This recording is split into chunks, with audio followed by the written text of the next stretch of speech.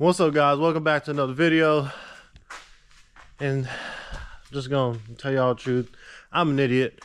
I blew up iSpice and yet again, and I finally figured out why. So when I first put the car together and I did the turbo kit stuff, I changed the wastegate spring, and when I put the wastegate back together, I guess I pinched the diaphragm, and ever since then, even when the car was on pump gas, it's been spiking to like 17 pounds boost. I can never figure out why it was, I hate this lighting, why it was spiking.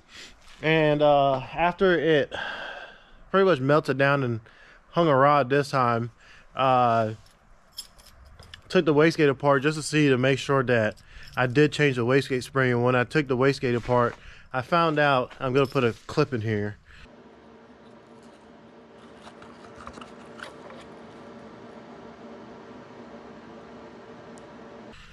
that the diaphragm was pinched and it put a hole in it, and that's why it was creeping. So I have another wastegate here, and I have another motor that I put together, and I'm gonna show y'all the motor here in a second. All right, so I got the motor over here pretty much ready to be dropped in. It's a K20 A2 short block. It's got A2 oil pump on it. It's got Manley rods and stock pistons. So we're gonna, and the only reason why I bought the rods, I did another stock rod, stock piston bottom end, but the only reason why I bought the rods, because I figured since the car was so heavy and the amount of boost that it was making because it was creeping, the reason why it kept blowing up because it was hanging the rods, but because it was stretching the rods, I should say. So I just bought rods. I did a stock piston combo because I'm not trying to set the world on fire with this, and pistons are like $600 damn, and I'm not spending $600 on pistons for a car that's gonna make 500 horsepower when I know I can do it on stock bottom end. I only bought the rods, like I said before, because I thought I was just stretching rods. But I also did change the transmission up. I have EP3 gear set and 5-speed transmission. Well, EP3 gear set in Z3 casing, I should say.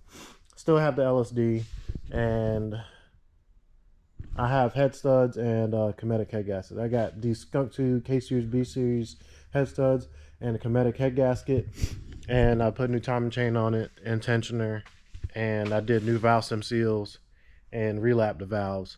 So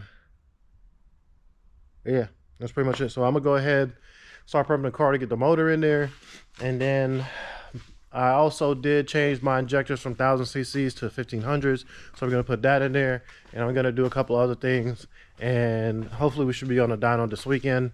The car is on the 85, like I said before, and I'm going to fix these stupid bumper things with some push like quick latches that I bought, so that'll stop irking me. And I need to find a damn hood latch because this stick is getting out of damn hand. So yeah, I'll check in with y'all guys after I either put the motor in, do a time lapse of putting the motor in, and then we'll talk about the rest of the setup, which I already talked about the rest of the setup. I don't need to talk about the rest of the setup. We're just gonna put it in there, we're gonna get it running, and then I'll probably include the dyno video in this video.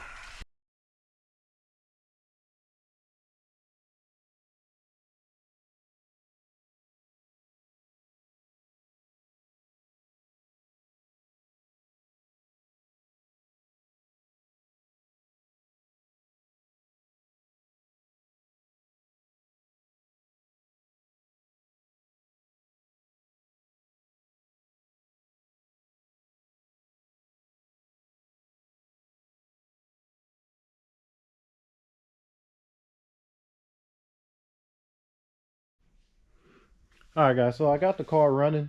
I've been driving around for a couple days now. Today we're gonna go and head over to a dyno. I am going to wire in the boost controller. I have changed the wastegate, so we confirmed that it is on 10 pounds on the street while I did drivability, and I got into it and I held 10 pounds. We're gonna go to a dyno, just confirm the tune, turn it up. We're gonna shoot for 500, maybe if it makes a little bit more, it makes a little bit more. If not, we'll just keep it at whatever it is. I am currently wiring the boost controller in right now. So if you're going to be wiring the boost controller on these, if you're going to be wiring a boost controller on these cars, you want to pull your ECU out. which I've already did. So I got the ECU right here, and you're gonna find the B plug, which is gonna be the first plug on the engine harness side and the second plug on the ECU. So you're gonna take this plastic piece off of it right here. There's gonna be a zip tie around it. You can cut the zip tie, or you can just peel it back and hang it off. My zip tie was already cut. And on the back of the plug with the clip facing up, you're gonna see numbers on here along the top. You're gonna see 1 through, what is that, 9 right here. So you're gonna plug the power side of the boost controller. So I got a generic Mac boost controller. You don't have to buy a Honda boost controller. I mean, it's the same one as these, and they just put their name on it and sell it for more. Give me a second, let me open the box.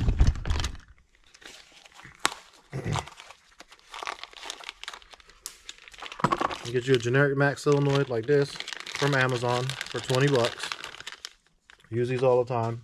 And you're gonna get 2 wires. The polarity on the wires do not matter. So one is gonna go to the ECU, which is gonna be your power, and this is how the ECU controls it.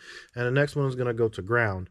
You wire it backwards from how you would wire it on, say, K-Pro or S300, because on S300 and K-Pro they use PWM. Well, they use, yeah, I guess they both use PWM, but it uses the ground side of the solenoid to control the solenoid. So I'm gonna go ahead, I got another Z3 harness around here somewhere. I'm gonna steal a pin out of it, clip it onto here, wire it into here, then ground this one, plumb it up, and then we're gonna head over to the dyno. All right, so I got a spare plug harness right here for 8th gen, and it has this clip on the inside, and on the bottom all you need to do is get something and push this white part up, and you'll see that this comes up. So you gotta push it down, push it up, or you can grab it from here and pull it up. And once you pull it up, it pretty much releases the pin.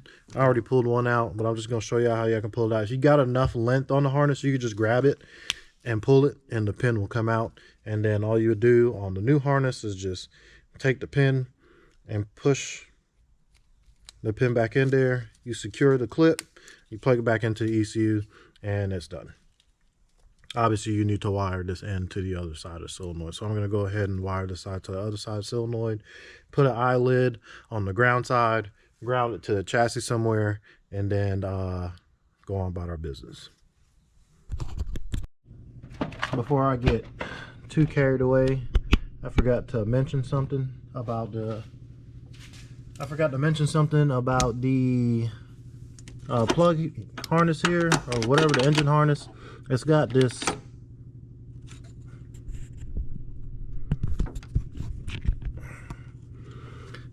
these little orange, or I mean yellow tabs on the inside of it.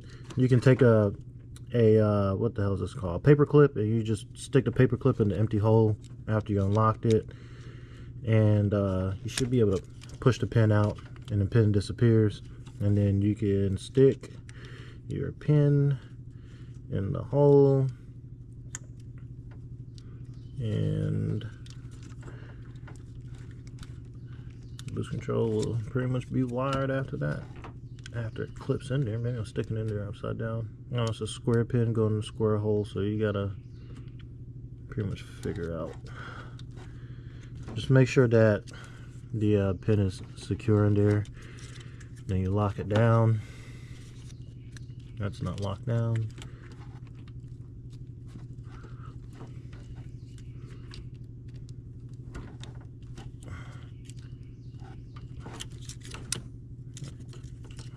That's locked down. Yeah, let me see. Yeah, that's locked down. Give it a little tug, and then after I finish wiring this in, I'm gonna show you how to plumb the boost controller. All right, so I got the boost controller plumbed up. I got it tucked away back here. And the zip tie's falling off. But anyway, so on the boost controller, you got a 1. I'm gonna zoom in, but you got a 1 and a 2 on the boost controller, and then you got 3. The 3 you leave vented to atmosphere. 1 you're gonna T into your boost source.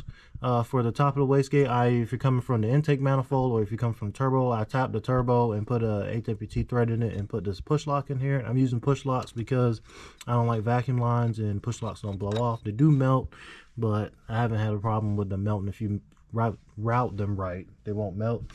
And then you run the 2 to the top of the wastegate, and that's how you get your boost controller to work. So I still got to put the ground wire on the battery for the boost controller, and then I'm gonna put all the stuff back up and then head to dyno.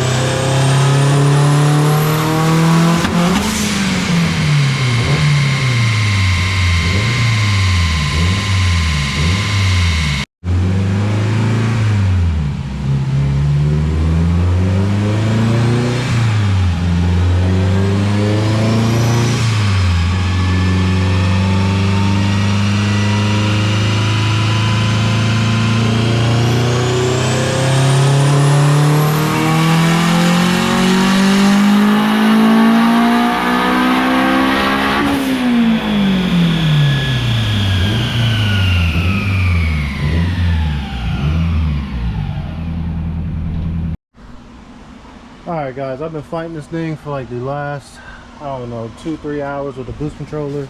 It's not working. For some reason, whenever I connect the ground to the battery, it opens the solenoid and it just doesn't pulse it at all. So I know it's not a boost solenoid issue because I wired Stumpy's car back in the day the same way. And I also had the fill plug or the check plug out of the transmission fallout, so we had to pull the car back and clean it up and then put transmission fluid back in it. So right now right now we make 484 and 333. I'm really conservative on timing. I also started leaning out here, so I cut the pull short, and I added fuel to the map. I had to create like some new columns in it because FlashPro only allows like 19 columns of fuel table. I didn't expect to be so high in the map. I can't get the boost control to work, so I have a T in the line. I hate doing that because I really want to have some sort of boost control in it, so I'm going to figure out the boost control later, and I'm going to make the last and final pull on the motor right now. I added a shit ton of fuel back to it up top, so it should richen up, and then I'm going to go to a car meet.